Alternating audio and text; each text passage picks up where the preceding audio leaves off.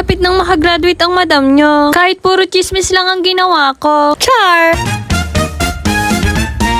Magandang buhay! Ngayong araw nga ay inaasikaso ko ang narrative report ko. Isa nga pala ito sa mga requirements sa aming mga graduating student. And after nga nito ay gumayak na ako. Bali ito nga pala yung unang araw ng pagpapractice namin para sa graduation. At para sa mga nagtatanong nga po kung anong course ang kinuha ko, Bachelor of Elementary Education nga po pala ang kinukuha akong program. At tuwing nadadaan nga ako dito sa San Miguel National High School ay naaalala ko ang mga high school days ko. Alam naman nating lahat na ang high school days ang isa sa mga memorable at pinakamasayang parte ng ating pag-aaral. At ang high school days ang kukumpleto sa ating teenager life. Dito nga rin nag-uumpisa ang puppy love at dito mo rin mararanasan na magkaroon ka ng kaibigan na kasama mo sa galaan at kalokohan. Nakarating na nga ako ng school at pinapapila na kami sa labas ng gym. Bali ngayon nga ay tinuturo nga sa amin dito yung pila at mga gagawin namin sa graduation. Shoutout nga po pala sa mga madam ko na lagi sumusuporta sa akin. Hanggang dito na nga lang muna mga madam. Salamat, magandang buhay. Bye!